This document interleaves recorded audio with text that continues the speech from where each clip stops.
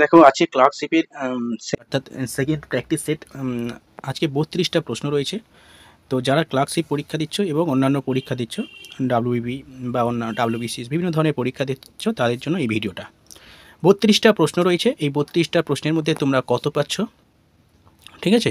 তোমরা দেখে নাও কত পাচ্ছ। 32টা প্রশ্ন রয়েছে, তোমাদের প্রিপারেশান কতটা এগিয়ে আছে বা কতটা পিছিয়ে রয়েছে তোমরা যাচাই করে নেবে। এই ভিডিওতে 32টা প্রশ্ন আলোচনা হবে এবং ডিটেলস আলোচনা হবে যতটুকু পারা যাবে। ওকে, ফার্স্ট প্রশ্ন দেখো, you need not come unless you want to. You need not come unless you want to. একটু বড় করছি, দেখে নাও। এটা কি হবে? ইংলিশে একটা সেন্টেন্স দেওয়া আছে, you need not come unless you want to. উত্তর হবে ইউ, সঠিক উত্তর হবে ইউ ডু নট বা you don't need to come unless you want to, সঠিক উত্তর। পরের প্রশ্ন দেখো, in all Bengal civil disobedient movement বা কাউন্সিল ওয়াজ ফর্ম বা ইন বেঙ্গল বাই, অর্থাৎ all Bengal civil disobedient movement অর্থাৎ সারা বাংলা আইন অমান্য আন্দোলন প্রতিষ্ঠা করেন, আইন অমান্য আন্দোলনের কাউন্সিল প্রতিষ্ঠা করেন কে? খুব ভালো প্রশ্ন। দেখো তোমরা পারো কিনা।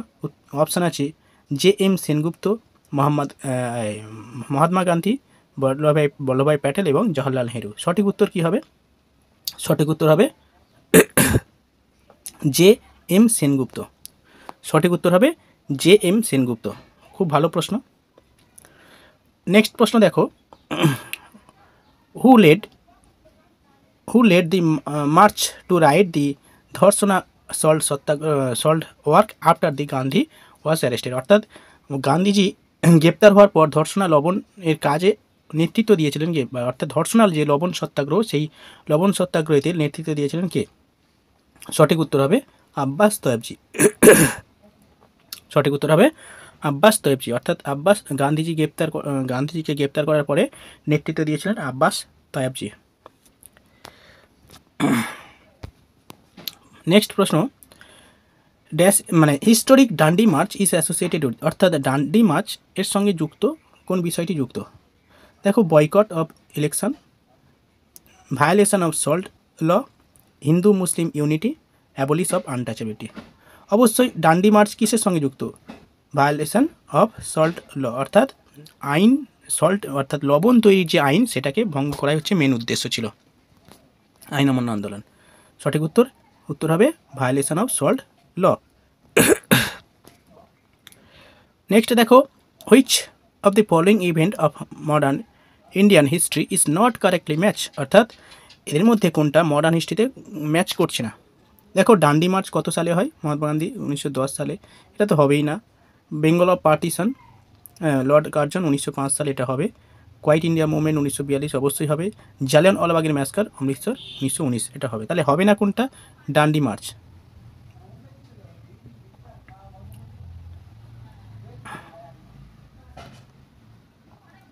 কি হবে না? ডান্ডি মার্চ। তাহলে সঠিক উত্তর হচ্ছে ডান্ডি March by Gandhi 1910।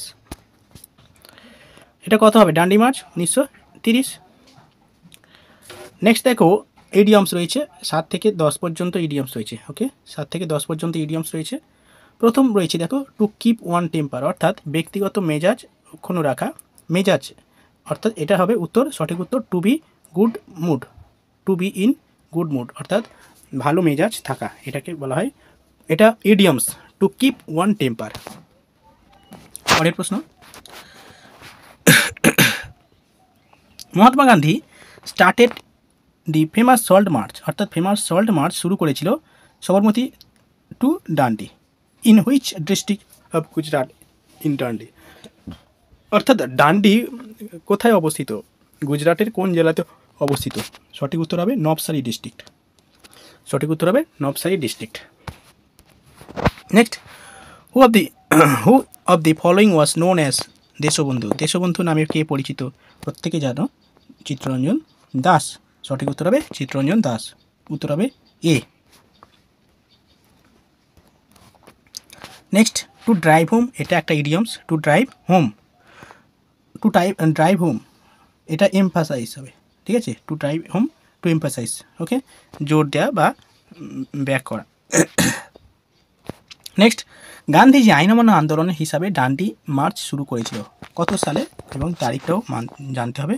Dandi March শুরু করেছিল 12ই মার্চ 1930, 12ই মার্চ 1930, ওকে। পরের প্রশ্ন, ক্যানি এটা সিনোনেম আর ক্যানি মানেটা কি? ক্যানি মানেটা জানতে হবে, তাহলে কিন্তু সিনোনেমগুলো করা যাবে, okay. Handsome, clever, stout and abstain. Canny মানে হচ্ছে কী বলতো, যে খুবই চালাক, ক্যানি। উত্তর হবে ক্লেভার, উত্তর হবে ক্লেভার। ক্যানি মানে চালাক, ক্লেভার সঠিক উত্তর। চলো নেক্সট,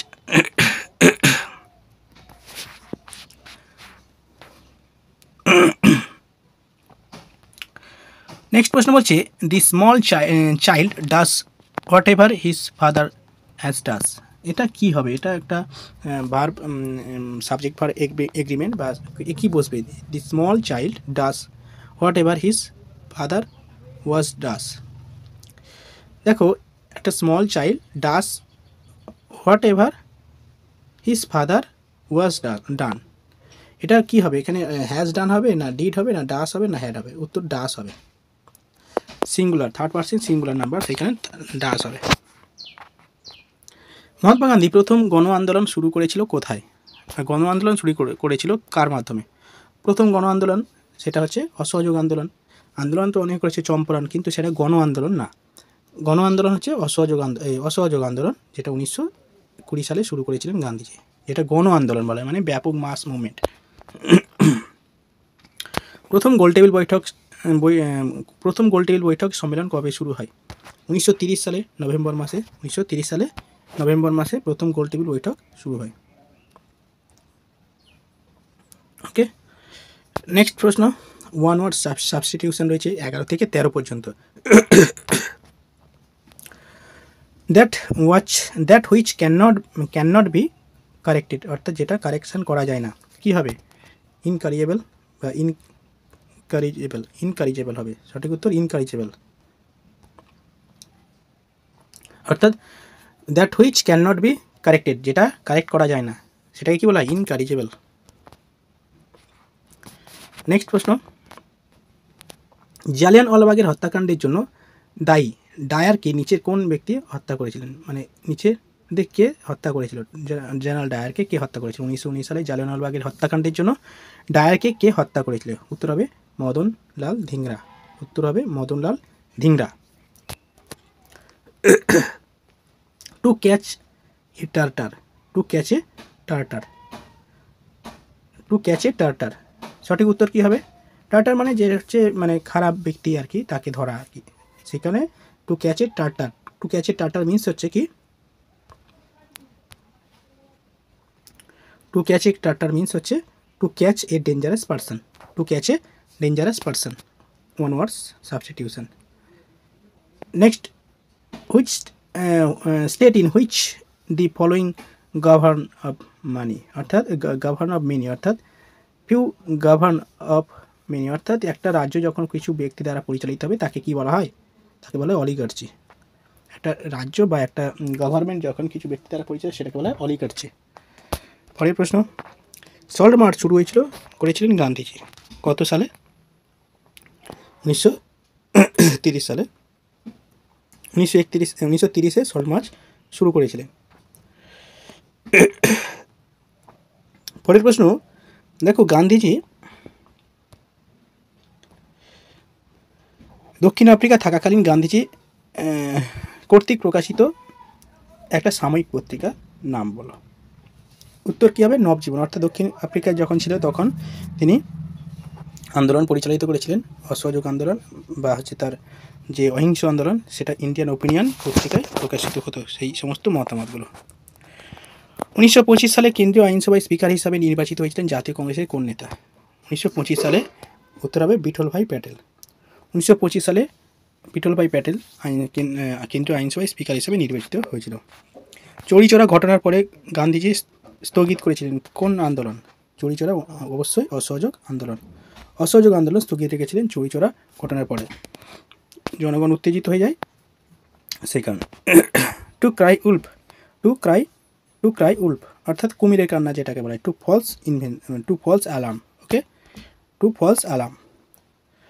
যিনি সুভাষচন্দ্র বসুর পদত্যাগের পর ভারতের জাতীয় কংগ্রেসের সভাপতি মনোনীত হন। অর্থাৎ নেতাজি সুভাষচন্দ্র বসু 1939 সালে যখন কংগ্রেসের প্রেসিডেন্ট পদে ইস্তফা দেন, তখন কে ছিলেন, কাকে নির্বাচিত করা হয়েছিল সভাপতি হিসাবে? সঠিক উত্তর হবে রাজেন্দ্র প্রসাদ। ওকে, রাজেন্দ্র প্রসাদ সঠিক উত্তর। Who led the salt satyagraha in Tamil Nadu, অর্থাৎ তামিলনাড়ুতে সল্ট সত্যাগ্রহ পরিচালনা করেছিলেন কে? গান্ধীজি তো সল্ট সত্যাগ্রহ শুরু করেছিলেন, কিন্তু তামিলনাড়ুতে সল্ট সত্যাগ্রহ পরিচালনা করেছিলেন কে? চক্রবর্তী রাজা গোপালাচারী। চক্রবর্তী রাজা গোপালাচারী, খুব ভালো প্রশ্ন। Next synonym. সিনোনেমের 4 থেকে 6 পর্যন্ত সিনো রয়েছে। দেখো, এমব্লেজড মানে কি? অপচয় করা, যেটাকে বলা হয় টাকার অপচয় করা। বেশিরভাগ মানুষ টাকার অপচয় করে দেয় বিভিন্নভাবে। তো সেই এমব্লেজ সঠিক উত্তর হবে মিস অ্যাপ্রোপ্রিয়েট, মানে সঠিকভাবে ব্যবহার হয় না, মিস অ্যাপ্রোপ্রিয়েট। নেক্সট, নিম্নলিখিত মধ্যে কাকে গান্ধীজি তার রাজনৈতিক গুরু হিসাবে গণ্য করেছিল? গান্ধীজি রাজনৈতিক গুরু গোপালকৃষ্ণ গোখলে, এটা প্রত্যেকেই জানো। লন্ডনের প্রথম গোল টেবিল সম্মেলনে যিনি ব্রিটিশ প্রধানমন্ত্রী ছিলেন, ব্রিটিশ প্রধানমন্ত্রী কে ছিল? অবশ্যই উইনস্টন চার্চিল হবে। চার্চিল প্রধানমন্ত্রী ছিল যখন প্রথম গোল টেবিল বৈঠক আয়োজিত হয়। নেক্সট প্রশ্ন, কার সভাপতিত্বে লাহোর কংগ্রেসে পূর্ণ স্বরাজের দাবি তোলা হয়? পূর্ণ স্বরাজের দাবি তোলা হয় একমাত্র জওয়াহরলাল নেহরু এই দাবি তোলেন 1929 সালে লাহোর অধিবেশনে। To study an ancient society, অর্থাৎ প্রাচীন যে সোসাইটি সে সম্পর্কে যে স্টাডি অধ্যয়ন, সেটাকে কী বলা হয়? আর্কিওলজি। ওকে, আর্কিওলজি। নিম্নলিখিত কোন ঘটনার আগে গান্ধী আইন চুক্তি হয়েছিল? গান্ধী আইন চুক্তি হয়েছিল কখন? প্রথম গোল টেবিল বৈঠক যখন গান্ধীজি অ্যাটেন্ড করেনি, তখন ব্যর্থ হয়, এবং সেই ব্যর্থ হওয়ার কারণে ব্রিটিশ প্রধানমন্ত্রী চার্চিল অনুভব করেছিলেন যে গান্ধী ছাড়া ভারতের সঙ্গে কোনো বৈঠক করা সাকসেসফুল হবে না। সেইখানে প্রথম গোল টেবিল বৈঠকের পরে, অর্থাৎ দ্বিতীয় গোল টেবিল বৈঠকের আগে গান্ধীজির সঙ্গে আরউইন এর চুক্তি হয়, ভারতীয় গভর্নর জেনারেল এর চুক্তি হয়, এবং যেটা গান্ধী আরউইন চুক্তি নামে পরিচিত। অর্থাৎ কোন ঘটনার আগে? অর্থাৎ সেকেন্ড রাউন্ড টেবিল বৈঠক, এটার আগে গান্ধী আরউইন চুক্তি হয়। Next, August. Synonym August. Synonym কী হবে? আগস্ট মানে কি বলতো? একটা গ্লোরিয়াস একটা ভাব, গ্লোরিয়াস বা হচ্ছে সম্মানের সঙ্গে যে সমস্ত বিষয়গুলো করা হয় সেগুলোকে বলা হয় আগস্ট।